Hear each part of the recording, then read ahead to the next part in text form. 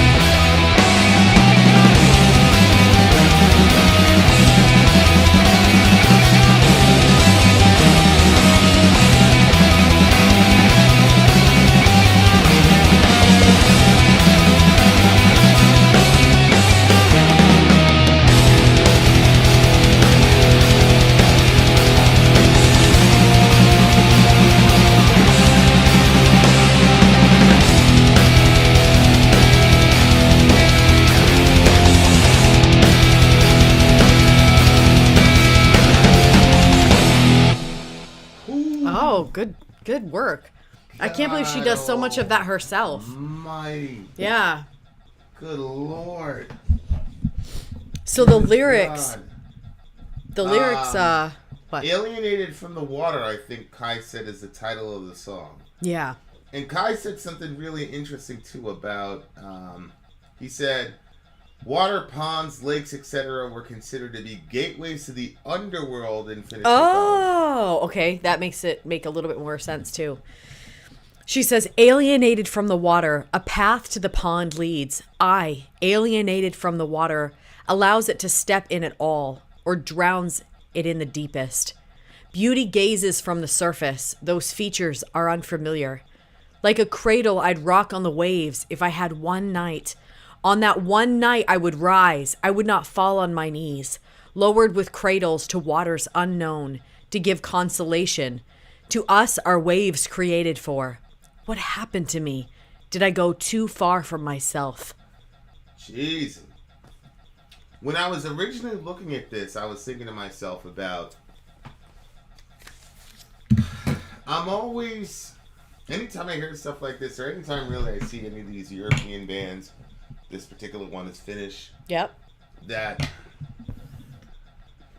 I guess you could say worships the earth, but giving an ode to the earth, celebrating the earth, and celebrating our connection to the earth. I always think to myself, like, the push-pull between mankind, technology, advancing in technology, and then how far away that pushes us from the actual earth itself. So, for example, like we were talking about this yesterday about, like, well, not me and you, but me and Dorian. We were talking about eating habits. And he's like, why do you take so many supplements? Why do you take so many vitamins? And I'm like, well, one, we're in Maine and it gets fucking dark at 5 o'clock p.m.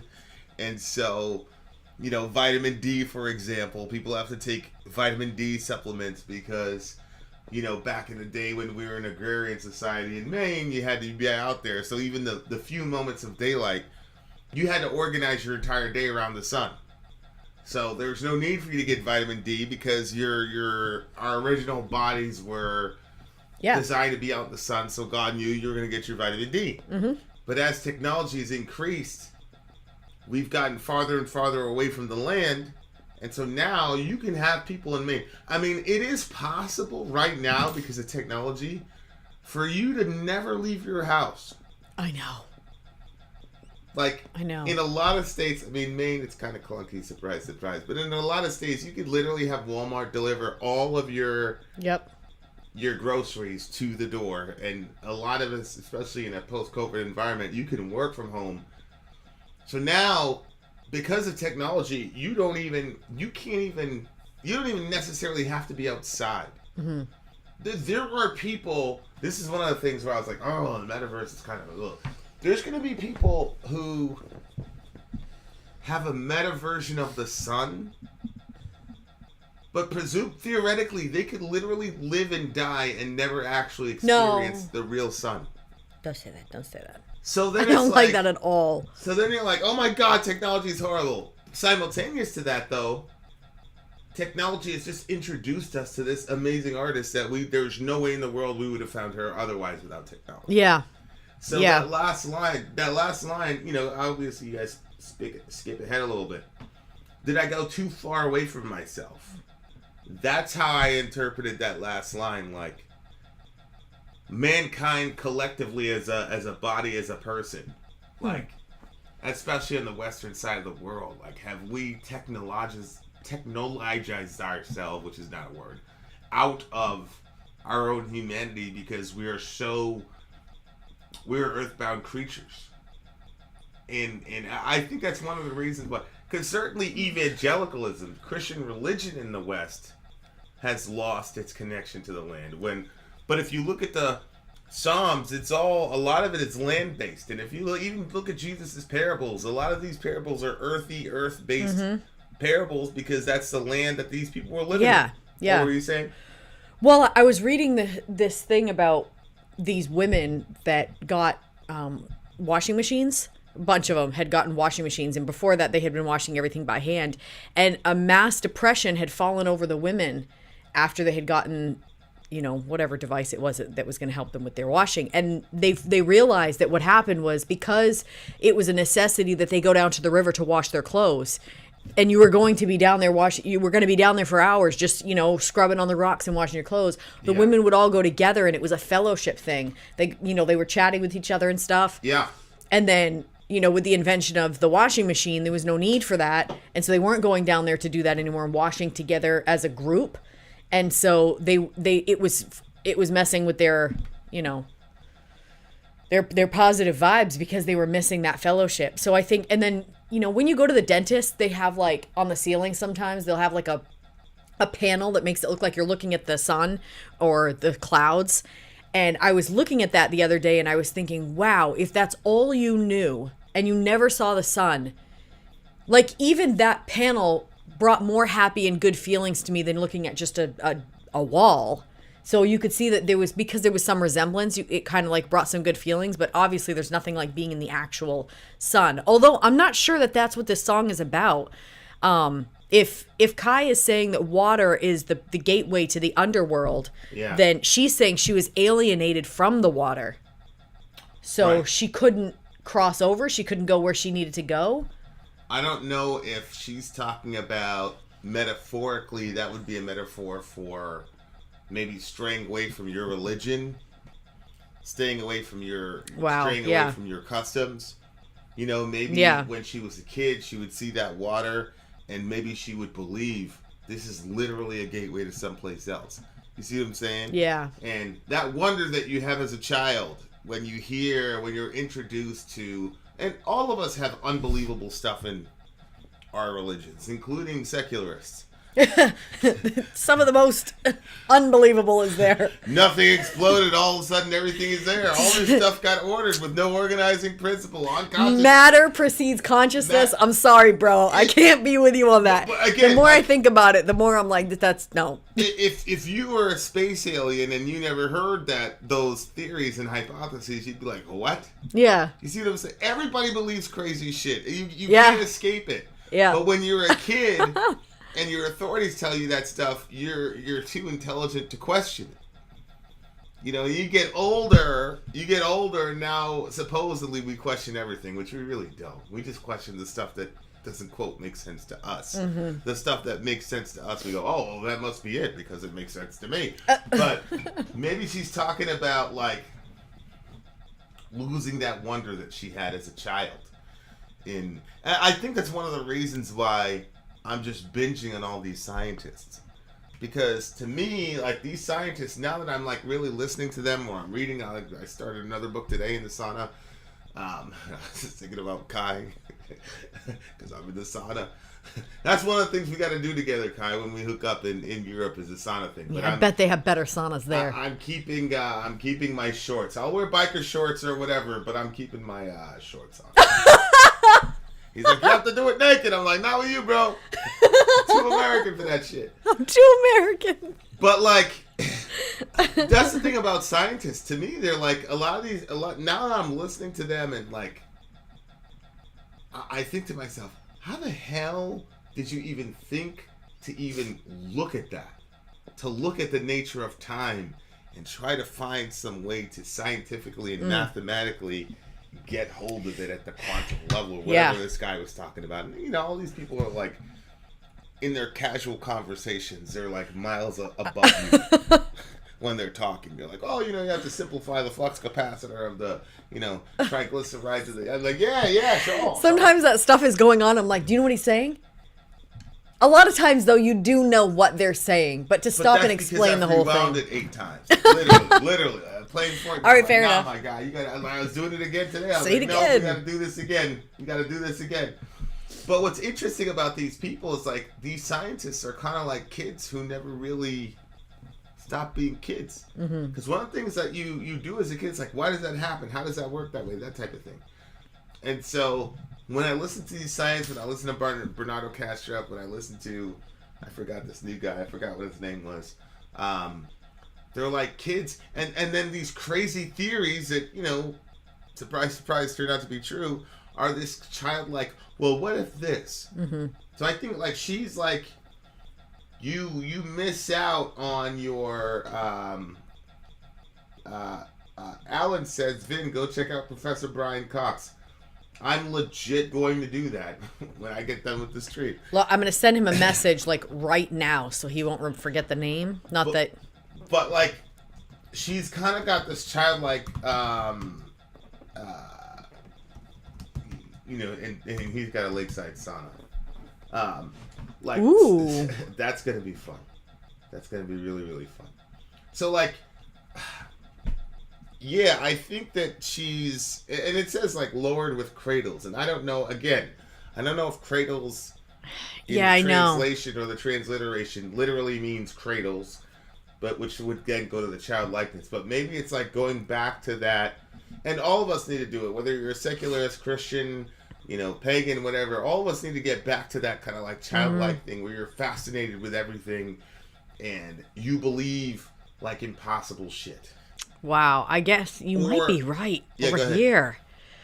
Like a cradle I'd rock on the waves. And if you're talking about the waves being the connection to the underworld, and she's saying if I had one night, on that one night I would rise, I would not fall on my knees. So maybe you're right. Maybe she's saying if I could see this once again with the childlikeness that I saw, I would stand in it. Yeah. Yeah. Mm-hmm. Yeah, that's the thing. Like, and that's one of the coolest things about babies, like first time they see rain.